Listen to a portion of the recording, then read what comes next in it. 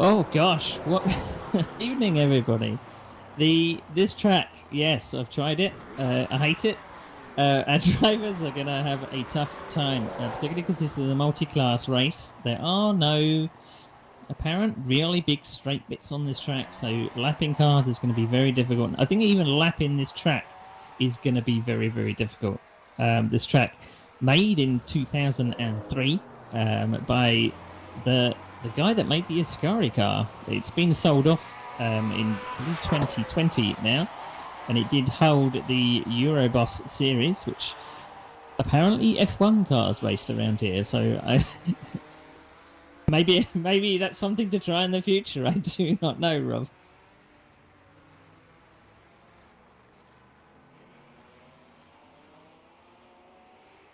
Yeah, so the Porsche, you probably know it from the famous Golf livery at Le Mans, built between 1970 and 1971. It's obviously made in West Germany, Stuttgart. It's a two-door coupe, rear engine, rear-wheel drive, 4.5 to about 5-litre flat 12 engine, so it sounds lovely. 4 to 5-speed manual gearbox, and it's only about 820 kilos. But the other class we're running today is modelled on the GT Revival series. So we have things such as the Austin Healey, Aston Martin, Chevy Corvette, Mustang, Jaguar E-Type.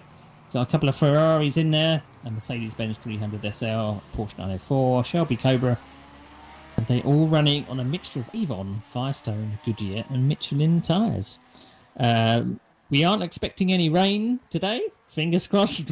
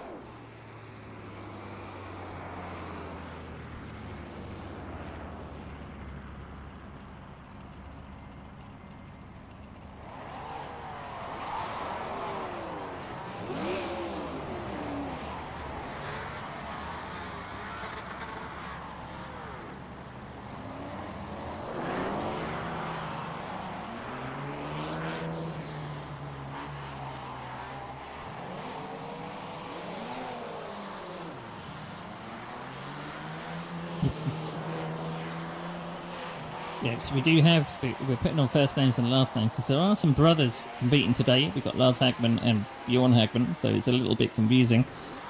I believe Nick Westy is the first one on his out lap. He's taking it very, very slowly, and it's just as well, really, because these Porsches are not suited to this track very well.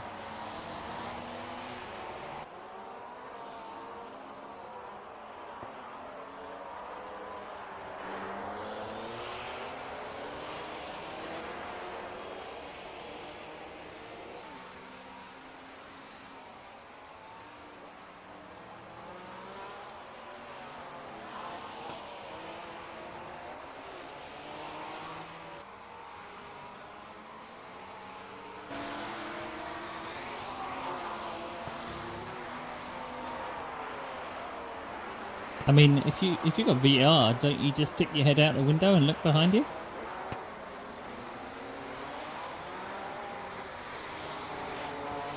Flintstone style.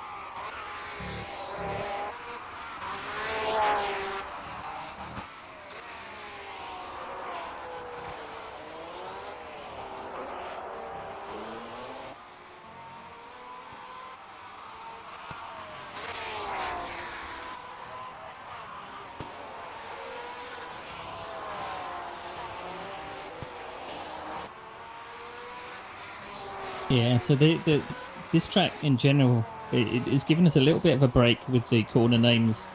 They are in English for a change, so they've got some famous corner names named after famous circuits and famous drivers as well. So we've got the Center S, we've got a corner called the Kink, Backthurst, Cops, Laguna. So a good what do you call it? It's like a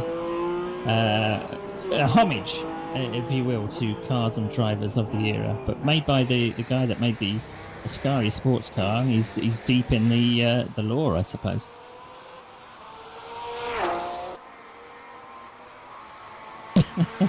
'26.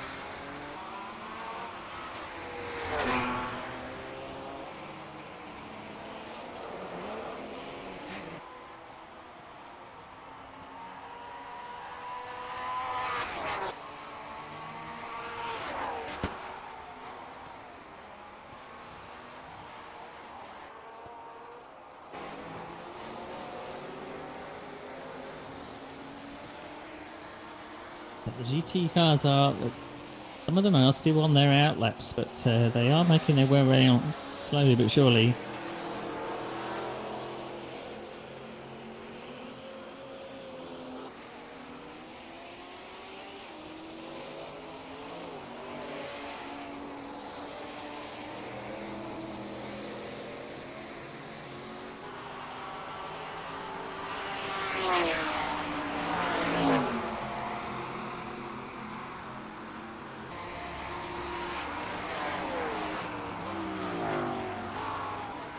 Yeah, I think. Yeah, De Silva puts in a time of 34 seconds behind the leader, a time of 2:35. So the time difference between the GTs and the Porsches are quite significant. Probably, maybe not as much as we saw at some of the flat-out circuits that we had in the last two rounds. So we were at Paul Ricard 2 weeks ago, and then 2 weeks before that we were at Riverside. This is a distinct culture shock, these drivers. So lapping and even just, I mean, it's lucky they haven't got any wet weather to deal with tonight.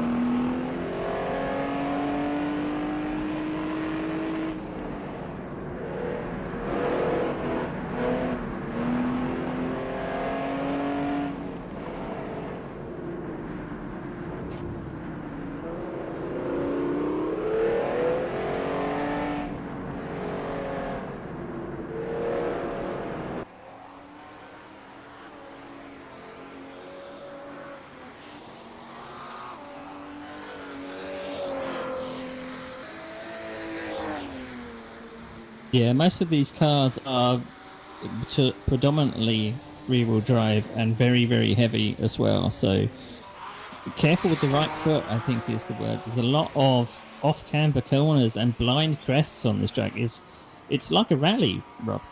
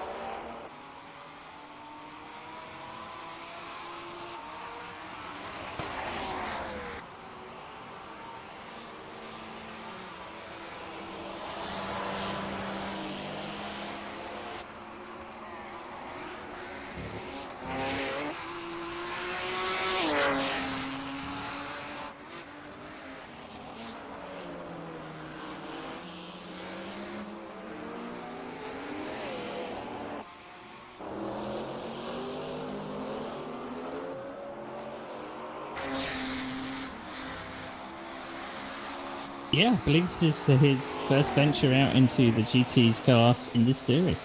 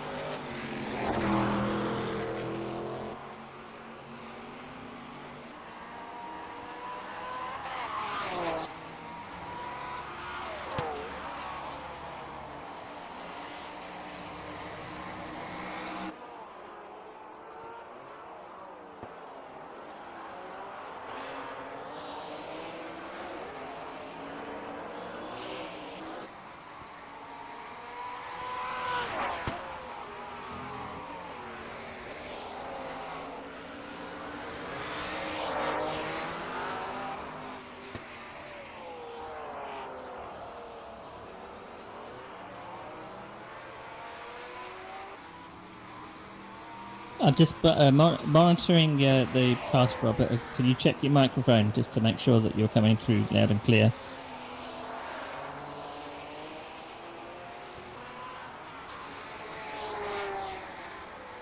I'm hoping you're there, but I can't test live. But well, there it is. Have I been out the whole time? Perhaps I've been speaking to myself for the past 15 Yeah, minutes. so you guys missed out all the cool stuff I was saying. So, hello everybody, and welcome to Sim Racing Online's round 3 of yes, the World Series, the 2025 World Series. So I'm sorry about that. My mic has been dead the whole time, except for on TeamSpeak, where Woody's been listening to me. But wow, all right, I can see where the Rob has failure been was. saying some really insightful things, everybody. Yeah. Why don't you recap on what I've touched on so far? All right. Okay. So we are here at Ascari Ronda, Spanish track, based in I believe it's Malaga. Class 1s and Class 2s are out on track. We've only got just over 3 minutes to go our qualifying. And see Tony Taviti at the top of the Class 1 standings at the moment. Class 2, Phil Brown is putting a good time there with De Silva. He's a little lagging behind in Class 2. A little bit of work to do. This course is twisty, turny, up, down, left, right, you name it.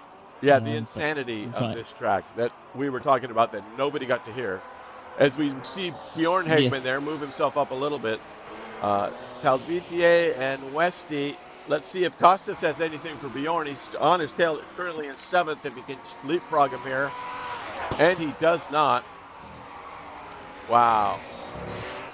And Vandergeest is going to put a time in. Nope, he's now starting an outlap.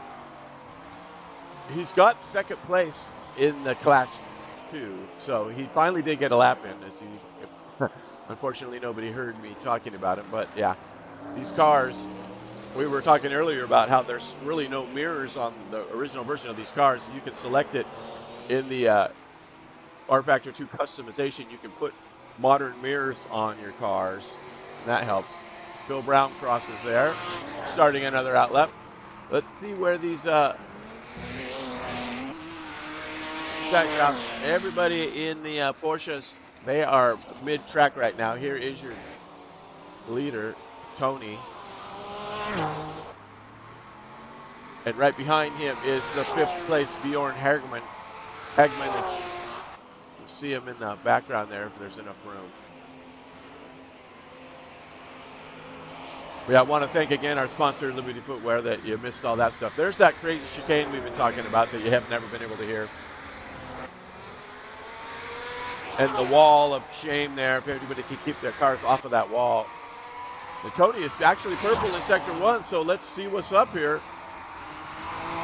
He is working his way through Sector 3. Really tight little section right here. You got to be, if you haven't practiced on this track at all, that you're going to be in trouble because it takes some getting used to. What, 26 turns? I suppose the good side about this track is the amount of runoff. But there are some hazards waiting for you out in the grass. Apparently the marker boards are concrete.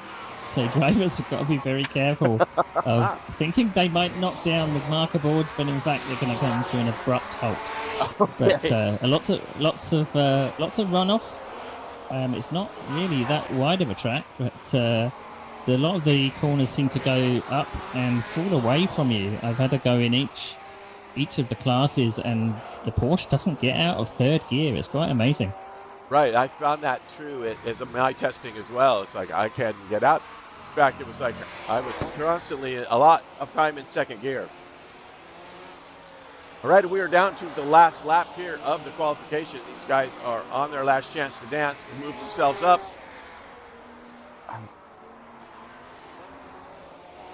We are currently focused here on Costas, who's down there. Talvitie, purple in sector 1, so he's going to try and put something up there that nobody can beat. He will be the first to cross here. He's in middle sector 2 as we speak. But he is ahead of the last lappers here of class 1, so the Flying Finn is pushing it. Yeah. A fun fact as well, that obviously our championship leader for class 2s is not here today, so Phil Brown could jump ahead in the points. So good points to be gained because of absences, and there's a couple of new drivers today as well, so more points to be had for the World Series and the championship overall. Right. Since you missed everything I said while I was showing you the points, it's a good thing there was some form of visual there. But yeah, Ed Jones is absent today, who is leading that GT class at the moment. So we shall see. Here comes Tony. What's he going to do? He's yellow in sector 1, so he's lost a little bit of ground, and it's flat 2 minutes and 0.772. So he did better himself there. Next to cross is going to be Lars Hagman, and he jumps ahead of Westy. And where is Westy? Is Westy out there? Next is 6th. He's coming in. That would be Jacob Smythe is parking it. And I think we are set. Look at that lap that Lars put in to jump ahead of Nick Westy. We still got the 14th place car. Ben Summers coming across. Also got the coming across the line should be John Vandergeest, first time in the Cobra. He's yellow in the first sector and green in the second. Just coming up to what I believe is the last section of turns.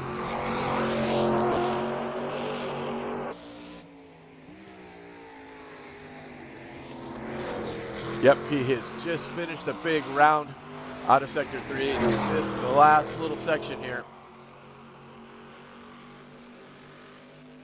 That first sector hurt him a little bit. Didn't quite cover the improvement in sector 2, but let's see what sector 3 has for him as he crosses the line. And he does not, well, a little bit, but at least he stays in second. So there you have it. Starting order is set. All right. Wow. Well, it's nice to be with you folks again here now that I have my mic back on.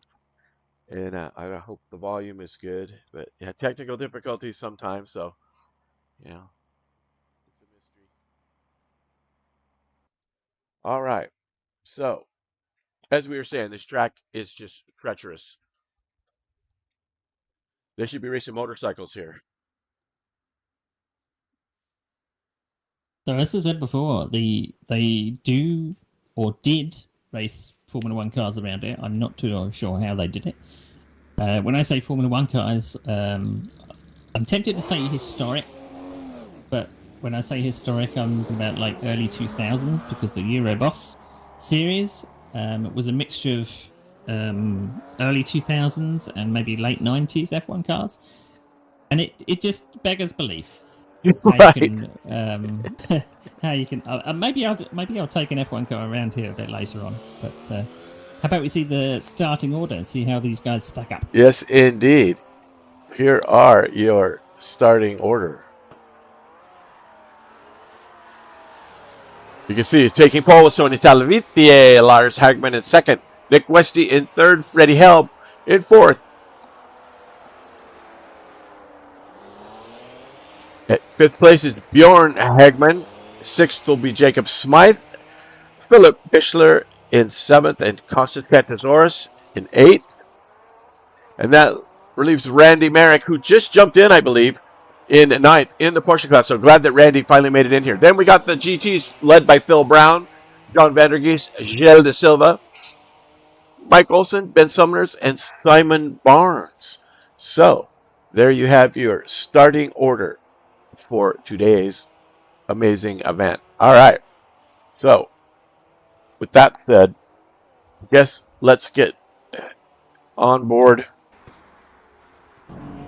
Take a look here with Tony as he kind of makes his way around. He's going through the wall section. Nice, tight lefty here.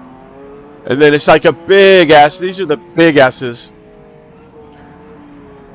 And you can see the camber difference. Follow a little short straight. And then a hard left. And then you got a little bit of chance to get on the throttle here. In fact, see if we can find his throttle and brake inputs here.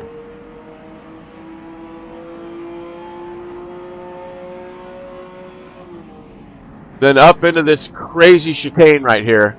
You got to hit it just right. It's blind, as you can see. Nice job that he does there, staying on the concrete part there. And then just down into more crazy S-like. I hope he starts another lap because I want to let you guys see what happens right after the start finish. As he's climbing the hill now, taking the big lefty, coming back down, up and down and over and blind, and a tightens up, and then we got the right-hander. It's kind of a big section that makes a giant C. Big run off of there, coming across the start finish here. You can get on the throttle pretty good right here for the start finish. But and he's not going to do it. Dang it! Because right in front of him there is the deadliest of chicanes. So yeah, let's see who else we got here. I think everybody's in. Randy's out there. Of course, Randy. I think Randy just jumped in, so he is getting some laps in just to give himself a lap. Got about 2 minutes left here of warm up. I think you could possibly classify this circuit as a confidence circuit. If you're unsure about where any of the corners go, you're going to be a bit behind.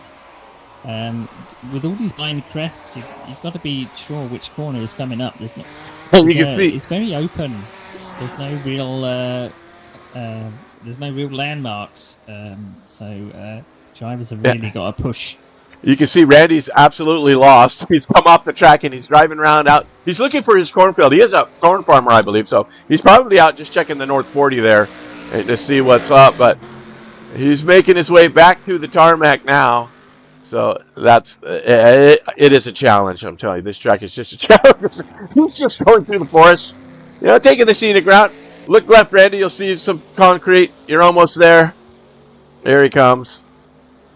Quite fascinating. Didn't we know that forest existed? No, left, Randy, left. Yeah, here he goes.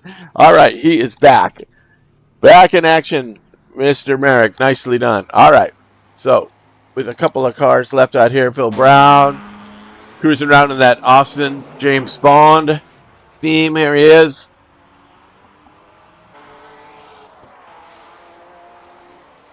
So the drivers away from the start, they will be doing a formation lap, and it will be a manual formation lap.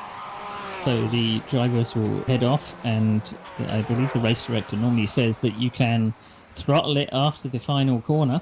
And we all know, as we saw in so many onboard laps, the first chicane is going to be tight. Yeah, here it is here. For firework at the start. As you can see. It's uphill as well. Yeah. Right, it's Simon Barnes ticked it in the Ferrari. Now the GT cars have a better chance because they don't have a flight risk due to the fact that the Porsche is just basically a wing that is attached to the ground. So any kind of speed. All right, we are set. We are ready to go here. Getting ready to tip this baby off here. We're going to hear the most famous words of sim racing coming up.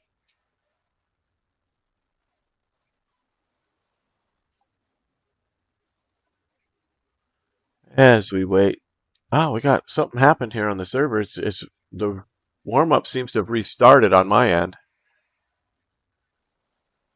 We're possibly waiting for someone to come back into the server, perhaps. Perhaps. Let's see. So we've got how many? We got 9 Porsches in Class 1, and we've got 6 GTs in Class 2. So pretty stacked field for what is a multi-class event, but a very tight circuit to have it on. Yeah, there you get a kind of a good look at the different types of cars here. Yeah, it's crazy. So something must have happened on the server as we're back into warm-up here. Take a quick click around and look at. There's one of those chicanes. Just insanity. The back end. I mean, it almost looks like, I don't know what you would call this terrain in Spain. Is it? It's not wine country. It's just, but it is beautiful in real life. The actual pictures of this place are insanely beautiful. So yeah, I think we lost a couple drivers. It will be referred to as a club circuit. It's not really held any nationally recognised events, but it's if you don't know about sim racing, this is the opportunity to try weird and wonderful circuits with weird and wonderful cars. Right.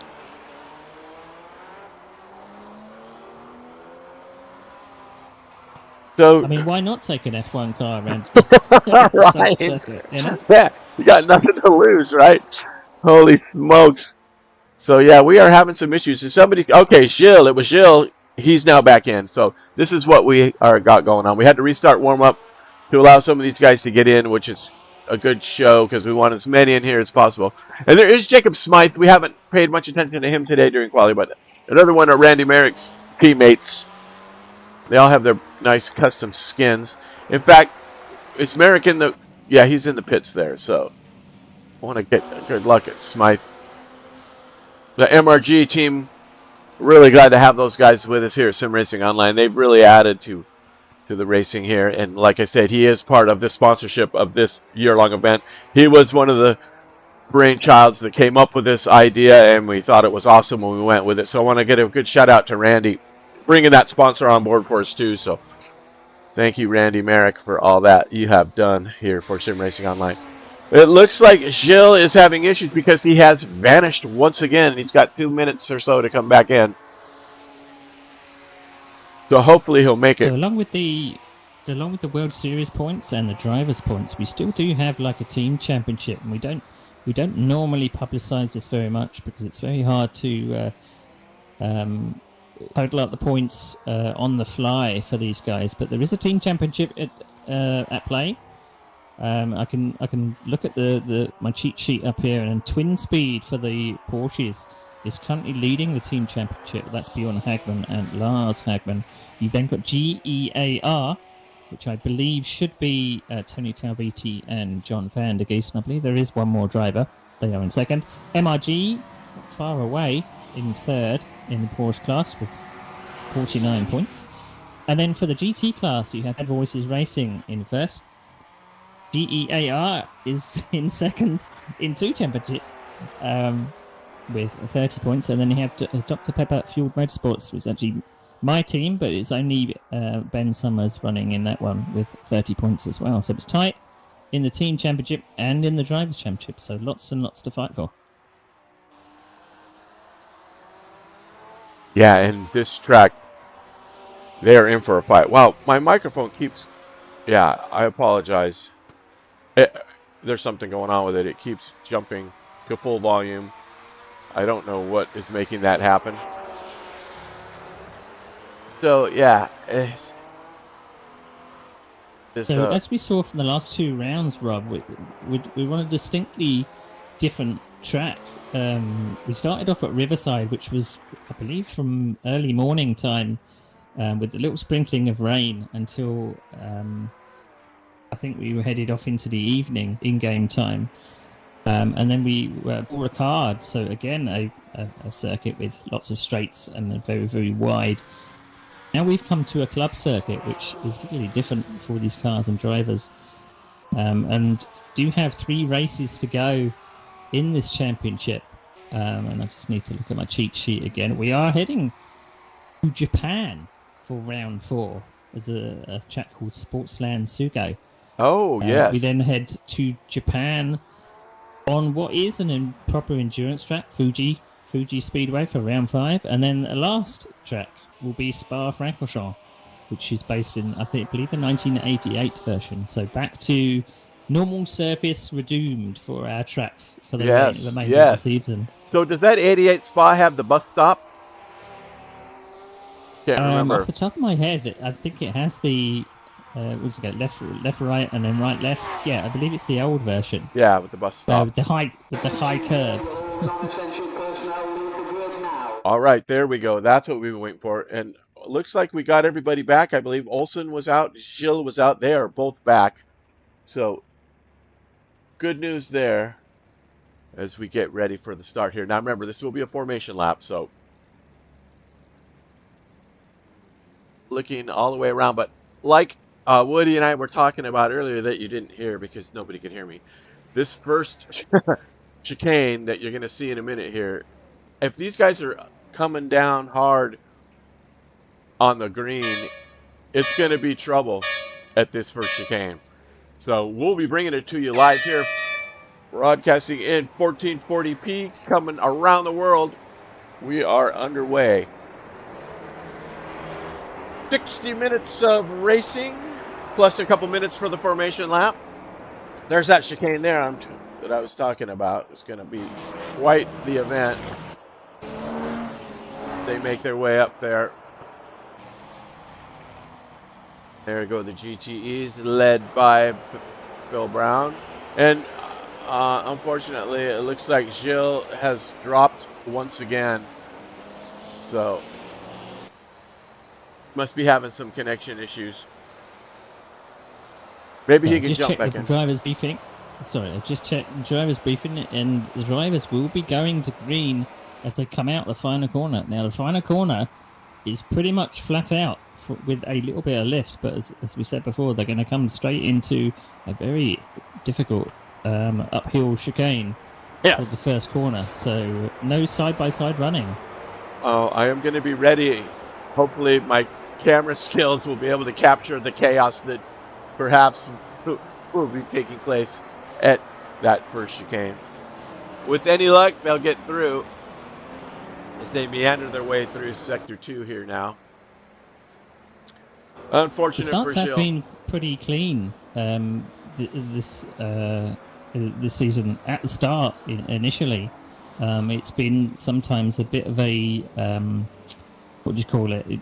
Attrition is sometimes a big factor in these races. We have a few people dropping out because these races are quite long. It's an hour's race. So let's see how many we have left at the end. Yes, a race of attrition. So now, Philip Pichler, who is definitely in the World Series points, as we noted earlier that you couldn't hear me talking about, finds himself in 8th back here. So he's got some ground to make up here to try and keep himself, a factor in this championship. So that'll be an interesting battle back there for the Class 1s, as Marek, Pichler, and Kantasaurus, all relatively fast drivers at the tail end of this Class 1. So, and we also saw that last 2 weeks ago, Tony and Nick Westy were fighting at the front, but unfortunately Nick Westy had pit stop trouble and a drive-through penalty, which dropped him a lap down. So mistakes do happen for the front runners. Just got to keep it clean. I believe we're coming up to the last last right-hander. Here we go. Now this Cross your fingers and hold your breath. Yep. So one turn to go. So there you see the pit in line, and this is where the race will start. So he should be giving it gas right in here. And let's hope. There he goes. So we are racing. See if we can make it through the chicane. Hard on the brakes. Nice, nice, nice, nice. Everybody's making it through. Everybody's making it through. They're all good. So far, so good. No harm, no foul. Very nice. Very nice. So the GTEs, here they go. Led by Phil Brown and that Austin Martin. They are jumping their way through. All right, everybody's off. Only a slight spin for Philip Pichler at the back of the Class 1s, but everyone got through cleanly. Yes, that has put Pichler in trouble. He's coming off of the tarmac now, or back onto the tarmac. But a lot of time to go here, so if you're going to have something happen now, so you have time to make up. There is your leader so far, Tony Talaviti.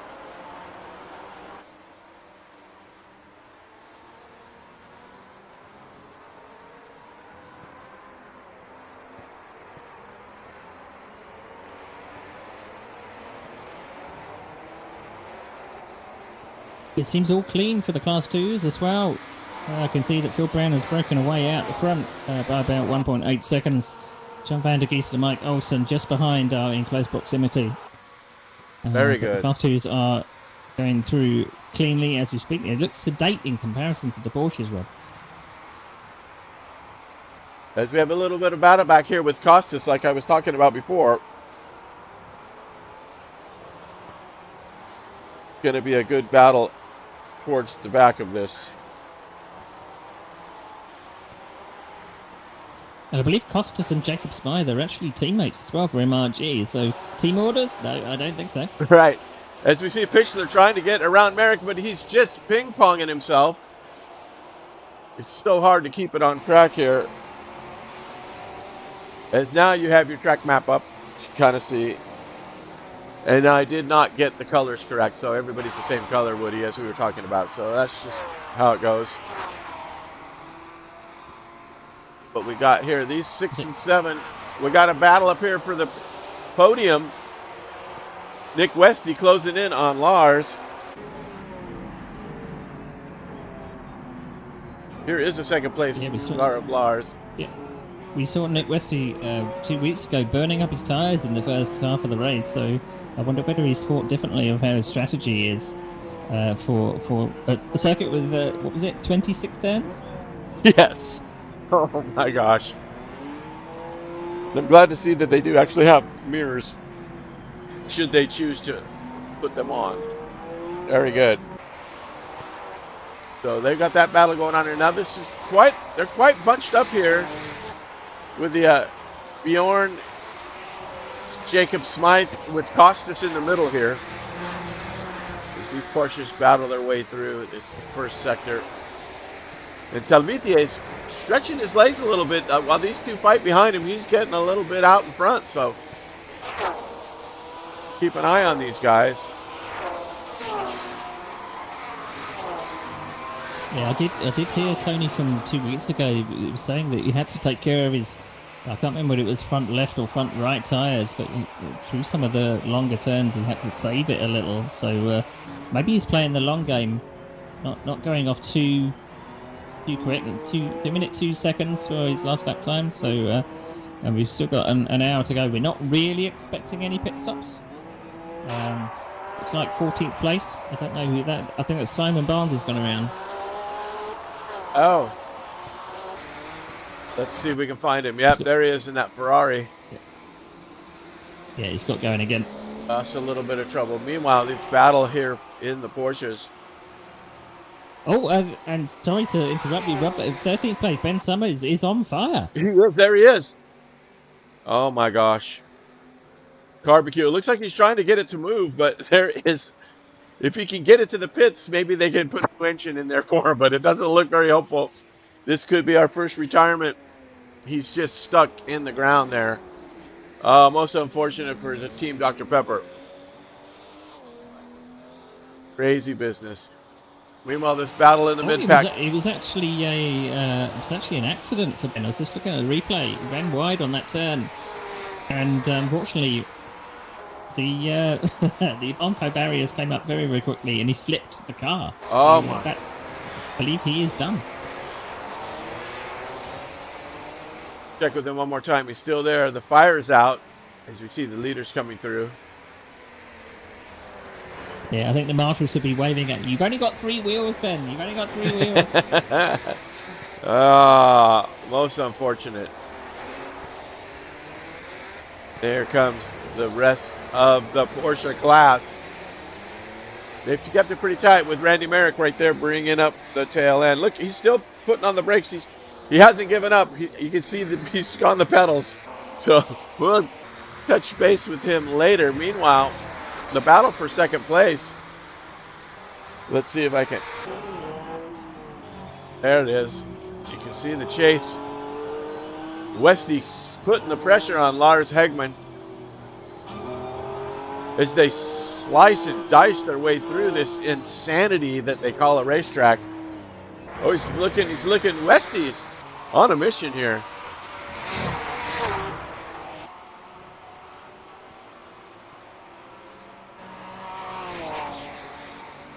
Can we call a tow truck for Ben out there? You can see on the track map, he's the yellow number 14 there. It's the 10th place car. Phil Brown just passed him. So Vandergeest and Olsen will be next. There is Ben there. Maybe he's on the phone.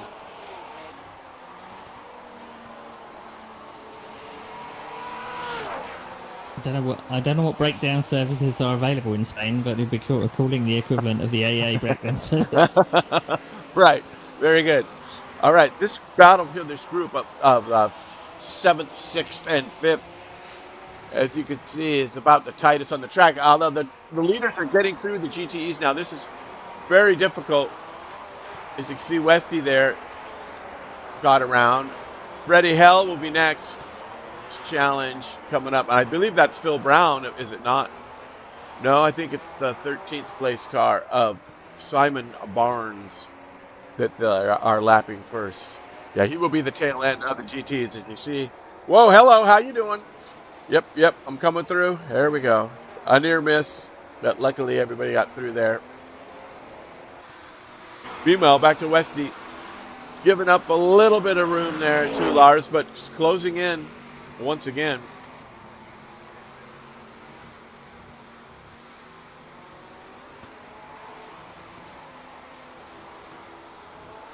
See this battle here as we are not even 10 minutes in yet.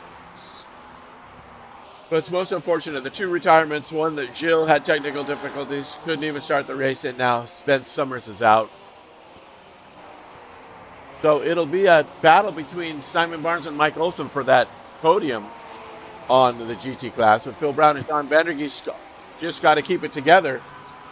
And we don't want to talk about John Vandergeest because we know he's had the announcer's curse a few races in a row where he's been in good shape, and the next thing you know, he's gone. As Westy's looking through that chicane.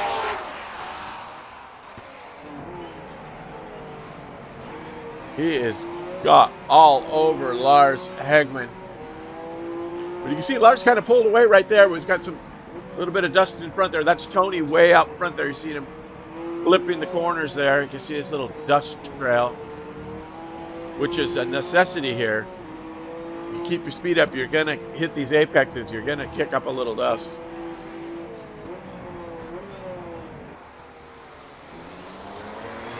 Look at how Westy can just close in on him on the turns. So, Neil, these cars, do they have an adjustable downforce? The whole thing is just a wing. I would assume that is the downforce, the shape of the car. Looks like you could put two of those on the tail end of a rocket motor and have yourself a jet. Yeah, I don't think there's too much you can do with aerodynamics on these cars. They are literally just one piece. But I imagine there are. We've seen that these cars in some of the bouncier circuits, they do have quite soft suspension, so they do ride quite bouncy, kind of like you're on a trampoline. But and I think this track has given them a real good test as well. Right, I remember some of the onboards we were looking at Paul Ricard. Oh, we've got another car off. Who was that? That is the 12th place car of Mike Olsen in that Cobra. He's in the sand. He's in a really awkward place as well. It's just for one of the chicanes. He's got to turn it around and hopefully not jump into traffic. I think he's got it. Come on. Nicely done, Mike. All right, back in action. I don't see a lot of damage to the car's exterior, so hopefully he's in good shape.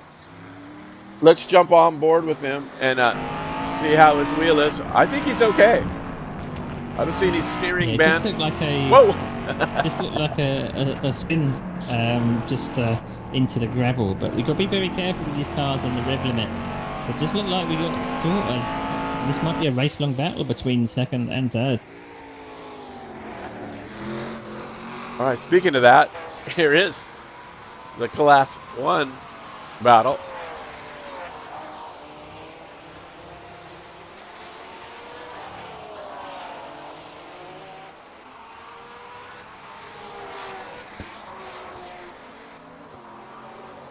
And I think we've had our second retirement in the GTs. Mike Allison has split a day, so maybe he did receive damage. Oh, yeah. Because I just saw he headed back to the pits, so who's going to be around to step on the podium for the GTs? He's parked it.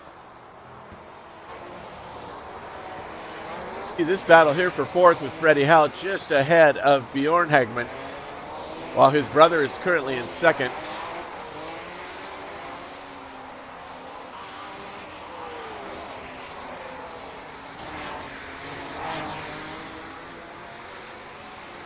They are starting to spread out a little bit, and if your leader, Tony Calvite, he is just having a go here. He is one of our quickest drivers. Yeah, I don't want to give anyone the commentator's curse, but basically, you know, from Tony is a regular top runner, and he won last time out at Paul Ricard, but he's not able to turn up for all the rounds, so he is quite down in the championship table. It is Bjorn Hagman that's actually leading the Class 1 championship with Nick Westy in second. So he's going to pick up some points on his rivals today, but team championship looks like it's in Lars Hagman in second and Bjorn Hagman in fifth. Looks like the team championship could be some good running.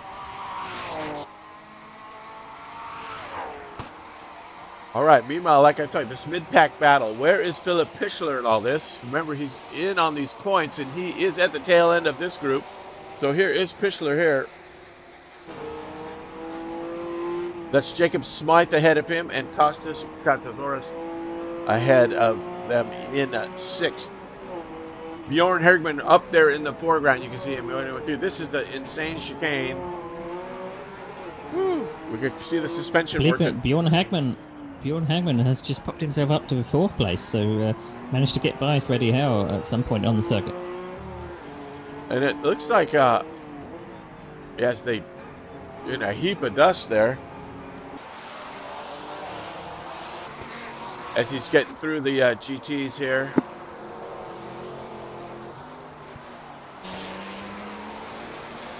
I believe that is John Vandergeest in the Cobra that was just passed. And there is John.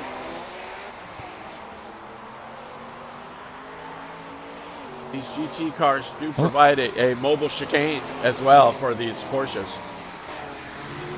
And again, an update on Pichler. He's now up to seventh place. He was able to pass Jacob Smythe. So this is him right here, or a front runner in the World Series. He's going up some more points here. All right, there he is, right there. He's looking to get through Vandergeest, and he gets around.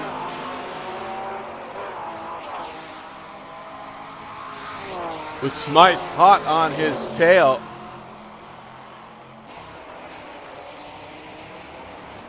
But look at the lead that Calvite has now. You can see on your track map there. He is well out in front. He's got about a 7-second gap now. But we got some really good racing back here. As Phil Brown is the leader of the GTs. Through this really tricky section here. Hope everybody gets through without incident. It's really good driving right here. Yeah, it looks like depending on where the Porsches catch some of the lap cars or the lower class cars, it can really bunch them up. So we've got 3 Porsches right in a row with yes. Pichler meat in the sandwich here. Yeah, he is on a mission. It's coming here. Let's check the chicane from a driver's point of view. Get on those brakes. Yes, nicely done.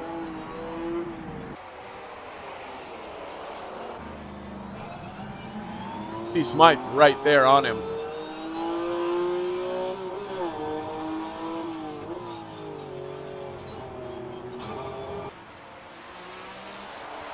So quite a nice battle there mid-pack.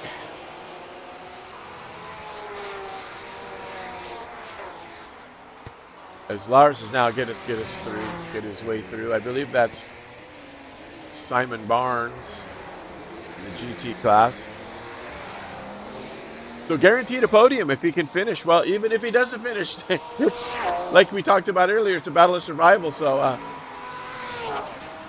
I believe. Yeah, these drivers are even if they take lap 1, they still get points for their finish. And you did get quite a hefty point score as well. 40 for first, 36 for second, and 33 for third. Philip Pichler has his sights on Costas Cantadores for that 6th place. Really done some really good work here, moving himself up through this pack.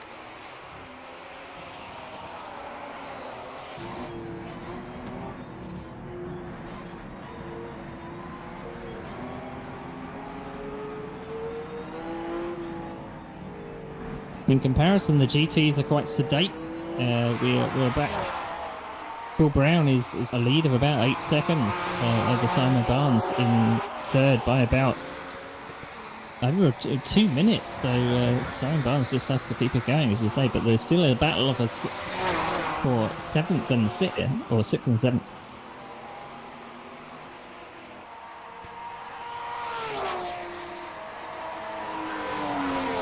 About a third of the way through here.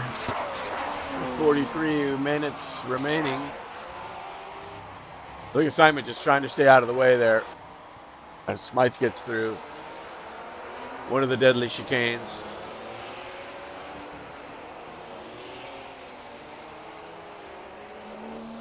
Yeah, it looks like the battle up front between the second and third has cooled down a bit, so maybe cooler heads have prevailed, and they're maybe saving a little bit for the end of the race. We did have later on at Paul Ricard, they left it a last chance saloon kind of at the end, 10 minutes, 15 minutes towards the end. The pace got picked up, and we nearly had a change of lead in the final lap. So maybe they're saving their stuff, saving their tires, maybe doing a little bit of fuel saving. And it's still got like 42 minutes to go, so a long old race. Curious about the tire wear. We're seeing these Porsches squirming around. It's no wonder they may be saving a little bit for later on.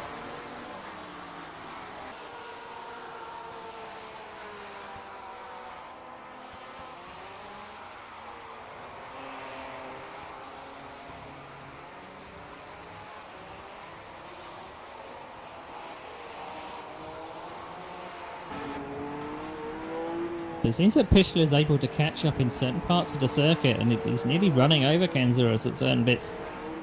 But on some of the straighter sections, he's lagging behind a little, but it does seem dependent on where they catch some of the GTs.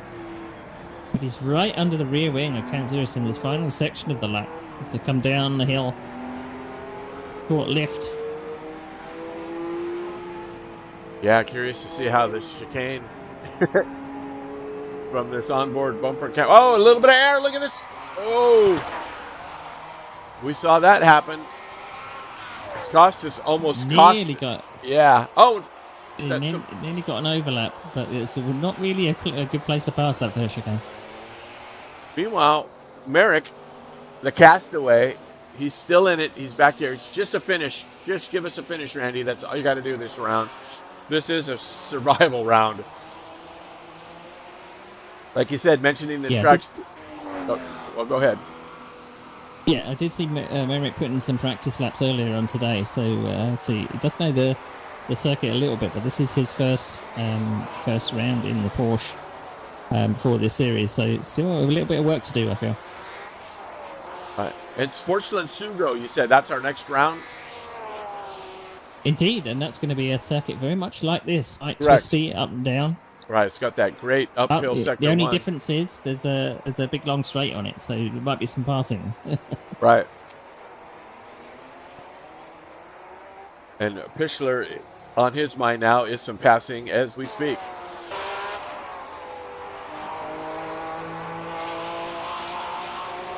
I mean, it must be so frustrating being in these Porsches. It can't really stretch its legs. I believe when I tried some laps around it, I didn't get out a third gear. And I believe it's either a 4-speed manual or a 5-speed manual, so it's very difficult just to get any straight bit of the track to put your foot down. There are a couple of places where you can nearly get full throttle, but you have to have a lift, which is particularly the final corner, but it must be very, very frustrating. Yeah, I had that same experience when I was testing it out. First, I couldn't believe that we were going to survive these cars around this track. It was really a challenge. So kudos to these guys for just the surviving.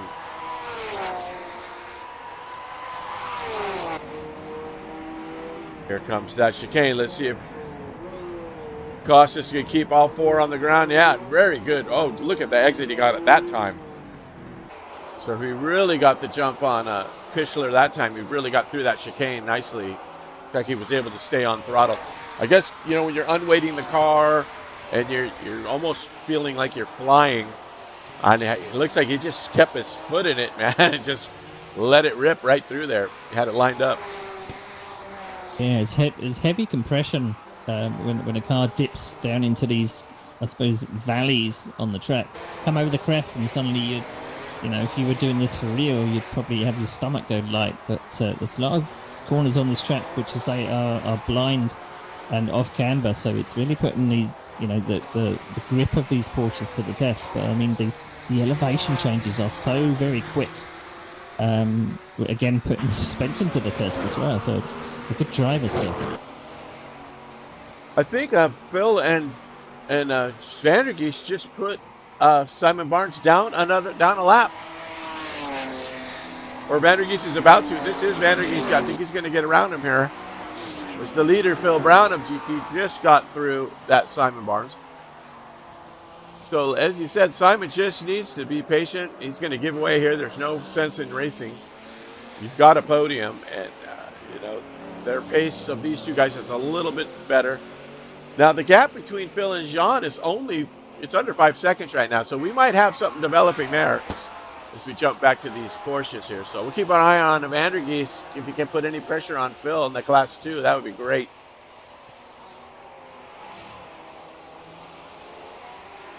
Meanwhile, Talvitier, yep, 7 second gap. Sorry, I was looking.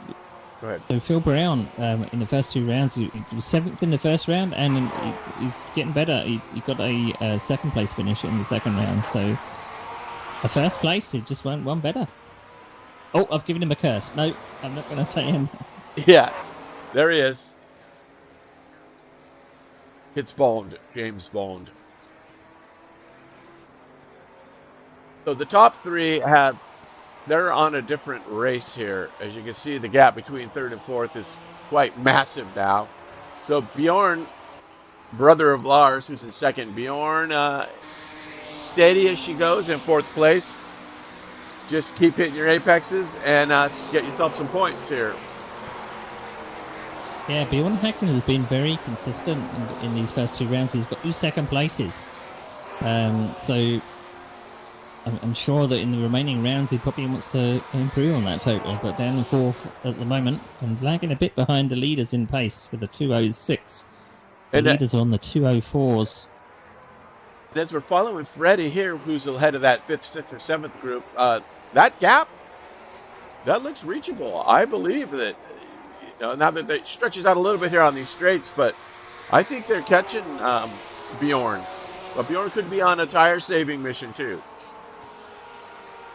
Yeah, it looks like 5th, 6th, and 7th have spaced out a little. Maybe it was getting a bit too much being under the rear lid of each other. They perhaps needed a bit more downforce on their car. Yeah. And perhaps being up the rear of the car in front is not going to produce concentration. So maybe they're pacing themselves and maybe a little bit of push near the end. And nearly at half distance. Yep, 34 minutes remaining. Pichler is having a look here.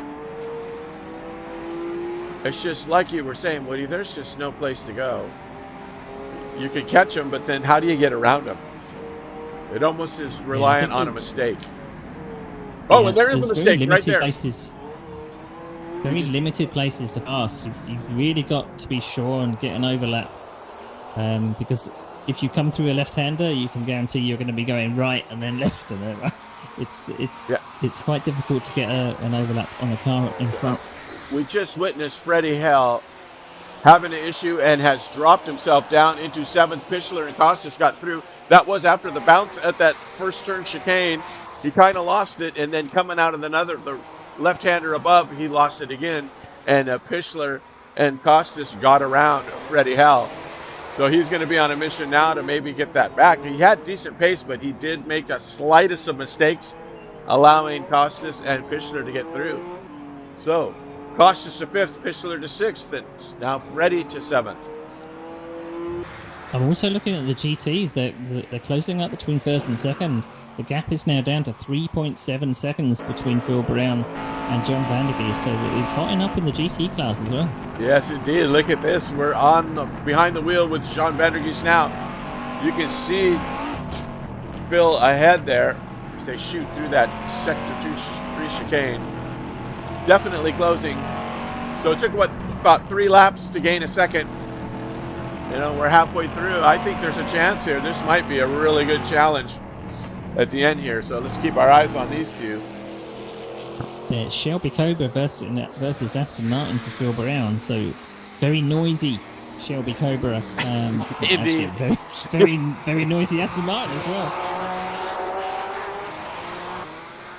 All right.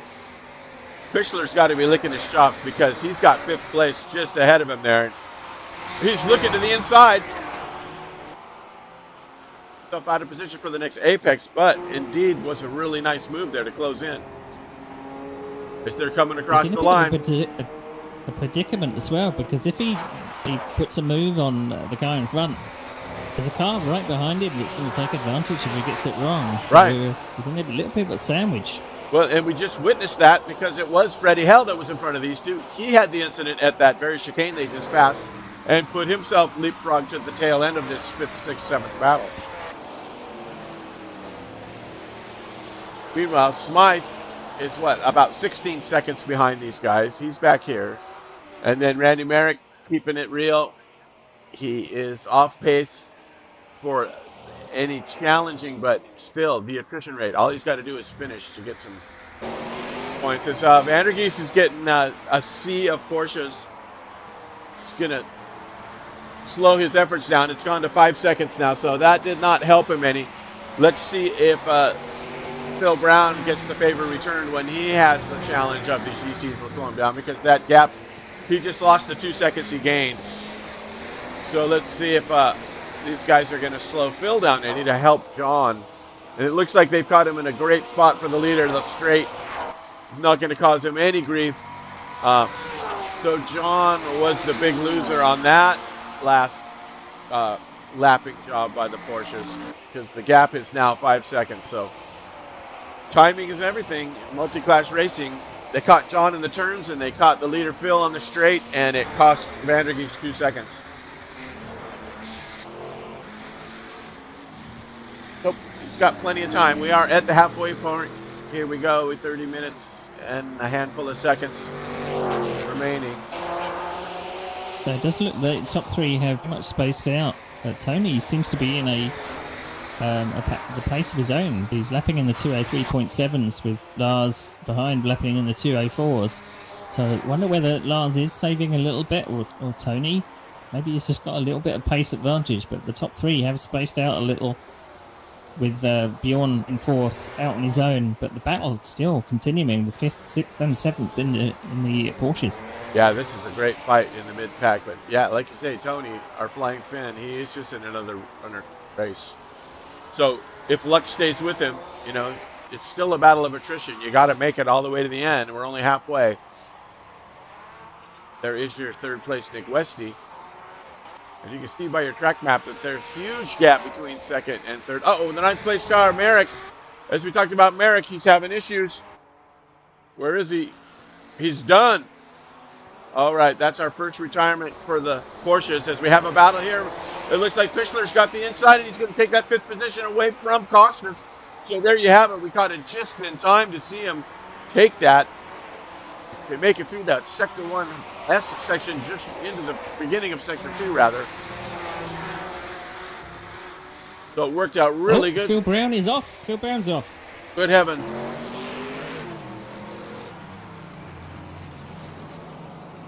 And he's back on. And Vandergeest, there's your distance. Okay, it's tit for tat now, so about a 7-second gap for Phil Brown. Oh, I wish we could have seen what happened there. We'll have to get the replays working somehow on this. I had it working at one time and we got an incident. Oh, he barely stays alive there. Freddie Hell just getting sideways and saving the car from 7th position. With Costas right in front of him. I believe Pichler is going to run away from these two now because he had the pace all along. He just needed to get through that traffic. As you can see now, he is leaving these two behind. Will he have anything for Bjorn Hegman? He's only about 4 seconds back, I believe, at this point. I believe Randy Marek was a disconnection, unfortunately, because he just disappeared in the middle of the straight there. Yeah, when I went to focus on him, it went into the hay bales, and then I saw his car appear in the paddock. His car bounced into the paddock, so that could have very well been the case. I don't know. We will have to wait and see. As Pichler punishing that right rear, you could see it all but bursting into flames there. So you got to believe that the tires are coming into play at this point in time.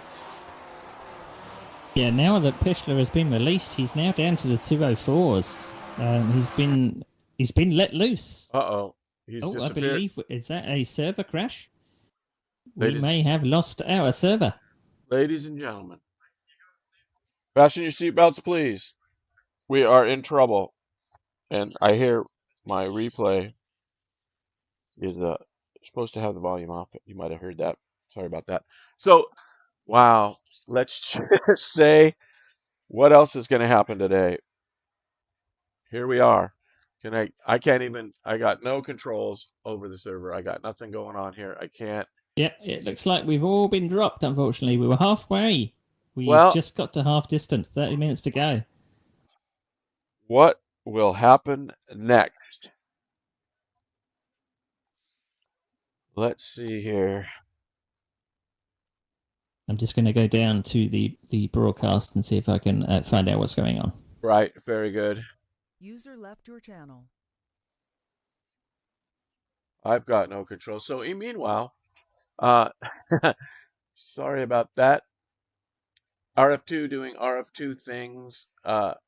Besides the fact that we completely missed the start with my intro, which I pretty much nailed this time, but nobody will ever hear it because the mic was malfunctioning, but at least the mic's working now. Yeah. Let's give out another shot here to our sponsor, Liberty Footwear.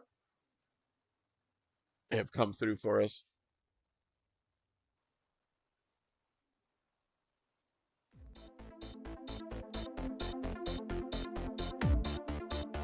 Enjoy stylish comfort, performance, and our safety hiking everyday wear. Custom fit boots, handcrafted in Michigan, USA. Check these guys out online and make sure you tell them that Randy Marek sent you. Randy is another one of our sponsors, and he's good friends with the Liberty Footwear guys and put this whole package together for them to sponsor this World Series for us all year long. So they've been there the whole time for us. So if you're in need of any kind of custom footwear, check these guys out online. They will size you up. You give them what you need, your measurements, what you want, and they will custom build you a beautiful pair of boots, shoes, whatever it is that you desire. So, yeah, they will hook you up and tell them that Randy sent you. So, yeah, some crazy stuff going on here today. While we're out, let's look at these World Series points again. So there you see, I'll bring this up for you, that in first place in the World Series is Philip Pichler. I'm trying to get rid of the tower and stuff behind so we don't have so much of background. As we see, maybe the server's going to restart. Pichler is in the lead, and we've been watching him race right before it crashed out. We saw him make his way up into that spot, and he was challenging, soon to be challenging anyway, it would appear. He was gaining, and so was Sean Vandergeest. who is in the Class 2 now. He's not in the standings for Class 2 as he was racing the Class 1 before. So we didn't have him as a score totals. But yeah, there we go. What I'm going to do now is back out of this RF2. Try and give you guys a go back to the series tag and see if the game has restarted. I am going to need to back out to do that, of course. So I will see if we can get it back together here. I'll be with you here as I'm now in R Vector 2. Going back, looking for the servers. Hopefully Woody will be back with some information. User joined your channel. Hello, Woody. What do you got for me? Right, servers restarted. We're just waiting for the admin to confirm whether we're going to start from 30 minutes or not. Right. Okay. Let's see what we got here.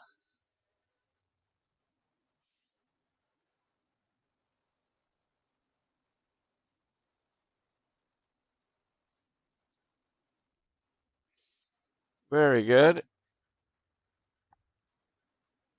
Okay. Well, as you can see, the server is back. We are missing a few players.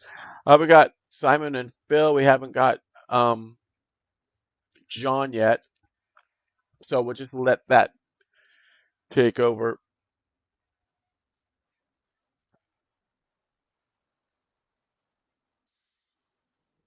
Managed to grab the standings before it all went tits up, so I know who is where, thankfully.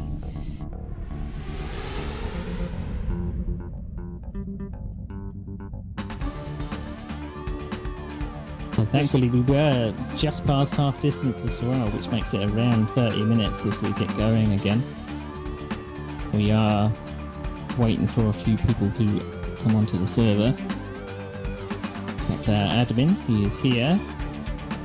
Just waiting for 3 more drivers to come back. I think it may just have been a server dropout. Yeah, it sounded like, or it looked like it was a complete server crash. So.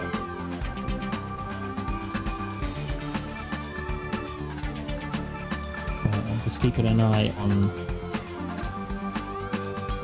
the server log. Getting a few The scenic admin rounds. has confirmed. Admin has confirmed that we're going to wait till everybody comes back. So we are waiting for 3 more drivers, I believe. We've got. Oh no, we did have retirements, didn't we? So we're not waiting for others. But as long as we have the main.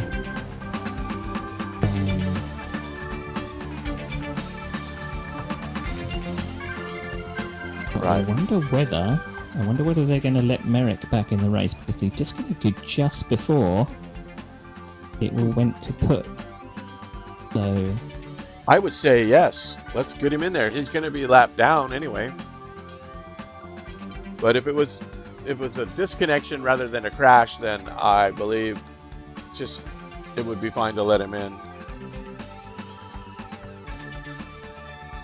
we were looking in the class ones. Tony was out in front. Lars Hagman was in second. Nick Westy was in third. Bjorn Hagman was in fourth. Philip Pichler was in fifth. Costas Kanzeris was in sixth. Freddie Howell was in seventh. Jacob Smythe was in eighth. And Randy Marek unfortunately disconnected just before we had a mass disconnection. So it's up to the admin's discretion. And then in class 2 we had John Vandergeest had only just taken over the lead in class 2 because Phil Brown went on an excursion. Phil Brown in second, Simon Burns was a bit adrift in third, and then we had Mike Olsen and Ben Summers unfortunately having an accident or a disconnection quite a few laps ago. So there will only be 3 GT cars to compete in the rerun. I believe those 3 are on the server now. I see Simon, Phil Brown, and John Vandergeest are on. Yeah. I believe we have everybody there. We're missing 2, which is exactly right. So we're just waiting for the admin to set the correct time Yes. and go to session. And then I wonder maybe a formation lap to everybody get in their proper positions and then a restart. Maybe they just let them go around one time and get to where they're supposed to be position-wise. And then, I mean, it's an incident, so, you know, we're under red flag right now. It's going to go green, and it gives everybody a chance that was perhaps way back to be doing some serious racing for these positions if they can figure this out. I mean, John's going to have to do some editing on the fly there.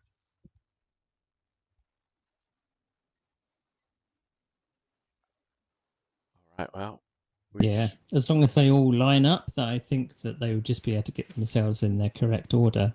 It's like how in NASCAR where they have a mid-course or a mid-race full course yellow. Yes. These things do happen in sim racing. We don't normally have red flags, but server issues do happen. So I've got the track map up, so you can kind of see some of the names of these turns, which is we got Pith Path, right, and that is one of the chicanes. It looks like Spa. Did they run out of inspiration? They were just like, we've run out of names. We're just going to call that Pith Path. Right. Petit El Rouge, Sebring, Pior, Daytona. One that's just called Hill. That's probably that uphill turn that drops down into Laguna. And then KZ1, one of my favorites. And I believe, because it's got a side road there. I'm trying to see on this map where the... There is a couple of different layouts for this track as well. So you do have a little bit of a cut through. I believe there's like an east and a west circuit. So this is the full circuit we're running on with all the horrible chicanes. Right. So KZ1 is right by Pit Inn. It's that last right-hander. And then you have, because I can see the pit road there. And then Raphael would be the first chicane. And then the Screw, properly named, that's where we saw where Jacob Smythe lost it, where Pichler and I think who we're still waiting for to get it. It was Costas. No, Costas is in. They got through. And then Senna. I think some of the corners are well named because there's an uphill section. So you head out of the Spa corner at the bottom of the circuit and you go into the Petit Eau Rouge, which is a right-left chicane. So exactly rightly named. Right, we are set to go. Yes, let's go. So we should have... Oh, Calvitier should be out in front. There's those... Okay, look, it looks like we're ready. So are they going to just do a standing start? What do we got going on here? Let's get... We can do a formation lap, and everyone's going to get themselves in the right position. And then off we go for 30 minutes of racing. It's a sprint.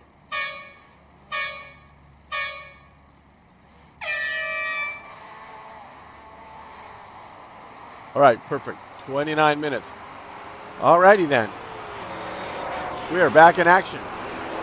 Unbelievable. Thank you to our admins for getting us going again. These things happen, but we are away. So I believe they're going to, as you say, it's one lap around and start at the last turn again, yes? Yep, they've just got to get themselves into their starting order. It's going to be easy in the GTs because there's only 3 of them. Right. The Porsches have got to sort themselves out. All right. Well, thank you to anyone that happened to even stay with us after all this. If you're with us now, then you're with us forever, and we love that. So thank you for hanging out. So Calvitier's huge lead is still, which makes for great racing for the broadcast, as it's going to be a challenge now. But yeah, you know, what would have and could have, we will never know. But here we are. We're going to finish this baby off.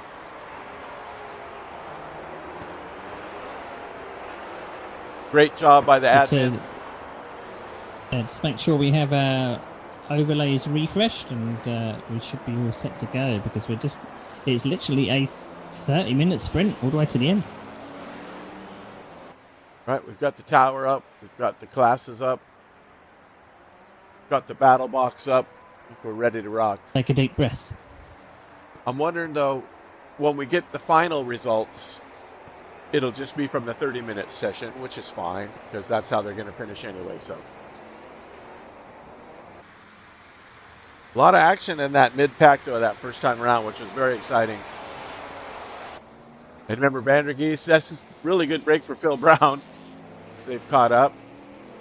And Simon Barnes, let's just, what the heck? Everybody's on the same lap now, and I'm glad to see that Marek is back in action, because if it indeed was a disconnect, then he has every right to return. I agree with the admin's decision.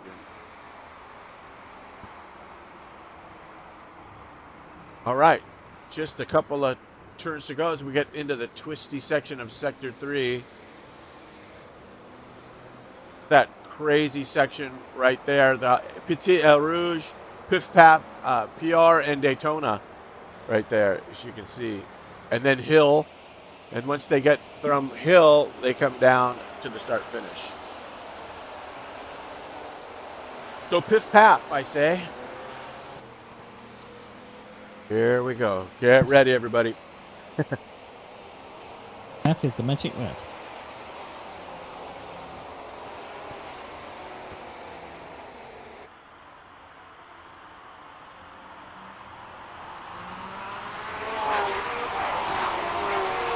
And we are off as Talvitier jumps out.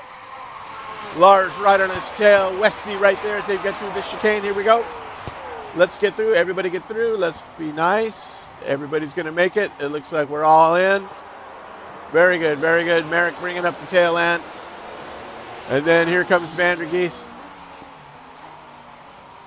And there are your GTs. And Brown sticking right with John there as we get back to this top end battle. 26 minutes remaining here.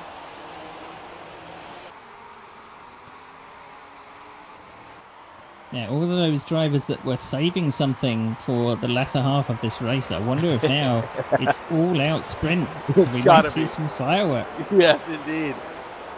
Which is, you know, great for the broadcasting, great for us to watch. And I don't know, we're all sim racing hobbyists, and a good battle is a good battle, you know. No reason to get all bent out of shape. And I don't think anybody is in this.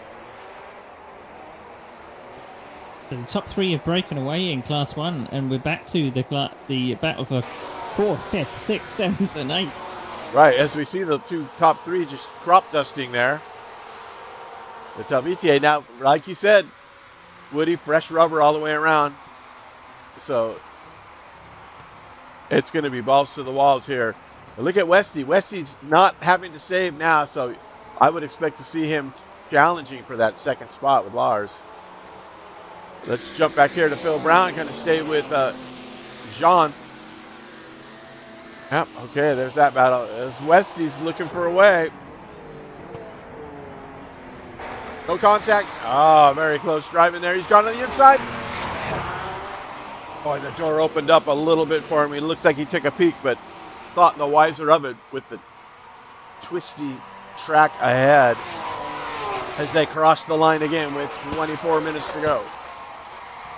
I like how the top three are staying together, and then battle this battle with Pichler.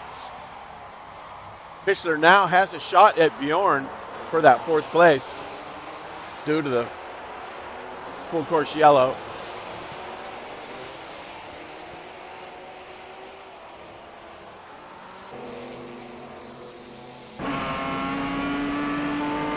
Still trying to catch up to that Cobra.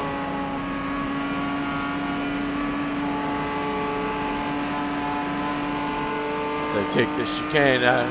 There's Vandergeest on the brakes. Phil's going to extend it a little bit there. Closes that gap. Oh boy, here we go. The challenge for the lead in GT. They're side by side, and they come to the inside corner. Vandergeest tries to shut the door, goes wide, puts it out in the grass, and Phil Brown has retaken the lead of the GT class.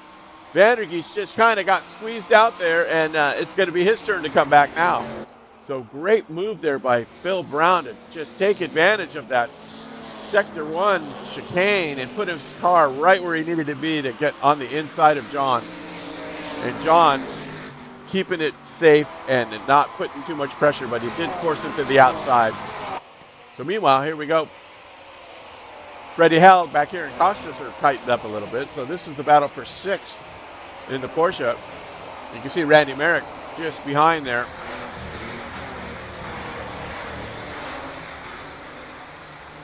So as before, the mid-pack is grouped up and the leaders are stretching their legs. Here is Westy taking it high and on the outside there. Kind of cost him a little bit of time there. He was pretty close to that beautiful shell livery of Lars Hagman.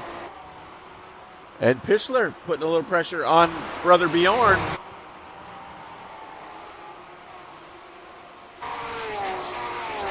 So 2 by 2 by 2, it's the battle for 4th and the battle for 6th.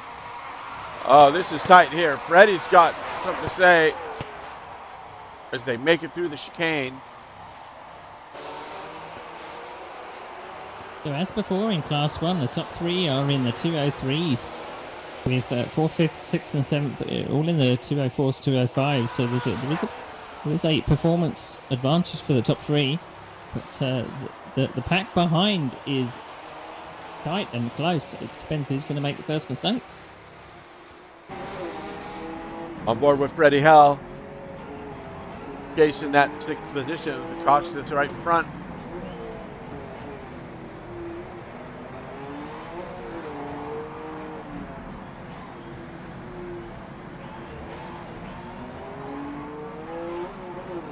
We do have 6th, 7th, 8th and 9th. They are all teammates from the MRG team. So again, I don't think we've never seen them actually doing any team orders. They all race for themselves and race really hard. We've got some yellow flags out there for 9th. We've got a battle for the lead here. It looks like Tony went a little bit wide and lost his gap, and Lars is breathing down his neck. Just cooking those tires. These guys got fresh rubber to go here with 21 minutes remaining. He's feeling the pressure. You can see Nick Westy there in Lars's mirrors, sitting back there waiting. Looks like Tony's... Unfortunately, we did have Randy Marek drop off the back of these guys. Unfortunately, he's now down, dropped off the back in 9th. We did have an excursion out in the undergrowth, but he's got going again. At least he's back in. Pichler making a challenge here. Pichler looking for that 4th place position.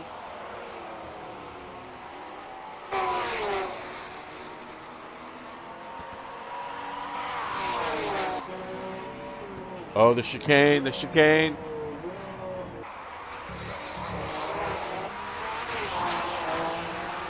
Freddie Hell right behind these guys, just waiting for a mistake. And somebody's lost it there. It was Vandergeest. Vandergeest had an incident and he has lost touch with Phil Brown. He's some 9 seconds back now. So he had a little bit of an off there. Meanwhile, Talvitier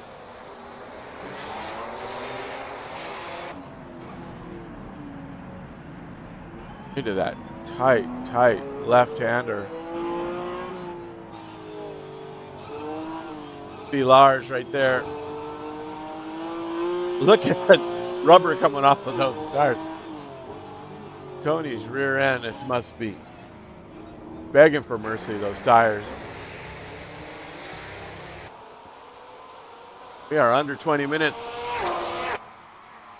It does look like the top 2 are pulling away from Westy behind. So again, there is only like 19 minutes to go. Do the tyres last at this pace? Marek has indeed pulled into the pits as well, so he might have had a little bit of an incident. He is in the pits.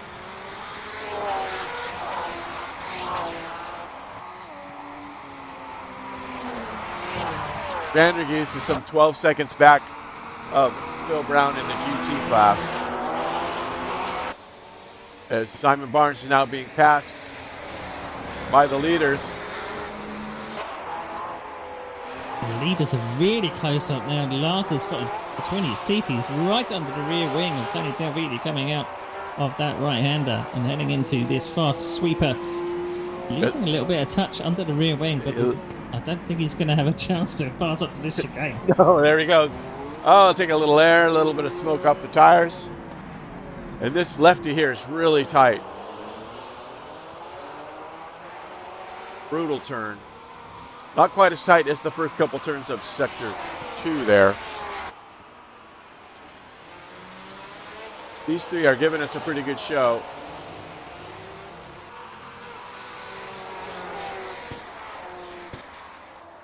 So I don't know. It does look like Lars is sizing up Tony.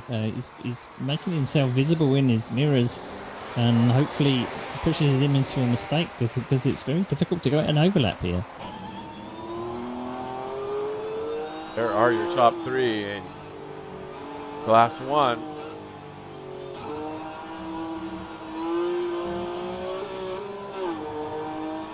So easy to lose it here.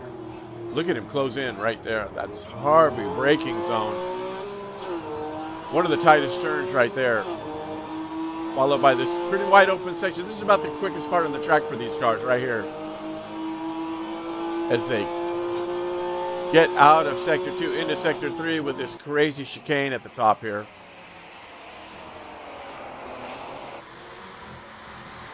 This is the Petit Eau Rouge coming up.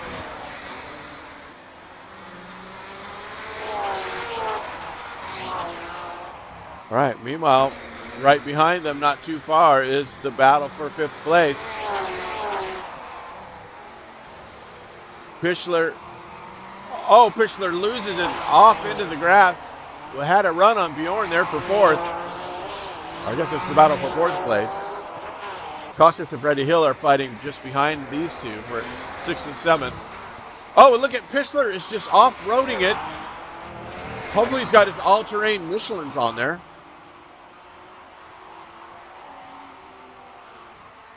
And that cost him. So from pressure to no pressure, relief for Bjorn. But just behind here is the battle for 6th with Freddie Hell.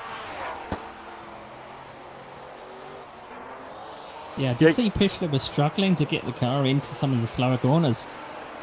So I wonder whether he's actually burned out his tyres too quickly or overheated them too quickly. Could have been it.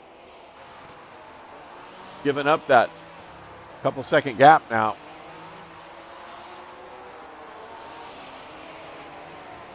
So the leaders are coming up to lap John van der Geest. And it's a really awkward part of the circuit, but it looks like Tony has got through cleanly. Let's see, all three of them got through, so let's see what happens when Philip, Pichler, and Bjorn in 4th and 5th catch up to him. As Lars just continues to put the pressure on Tony. Car's just getting sideways in there.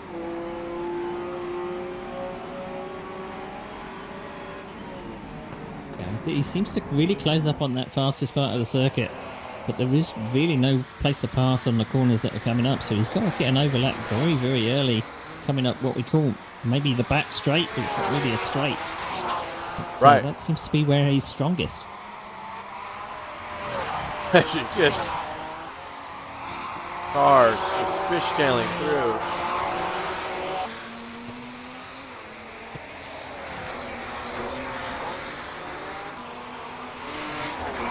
Actually, Freddie Hale just doing some off-road excursions now, dropped down to 8th place. I think he's let Costas in 6th and Jacob Smythe in 7th through, so that's good luck for Freddie Hale.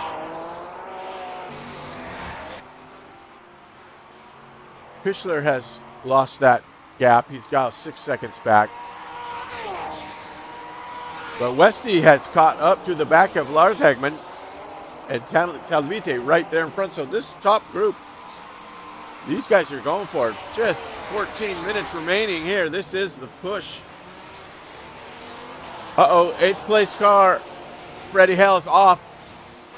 Freddie Hale is having an issue out there. He's back on track as we get back to this battle for the lead.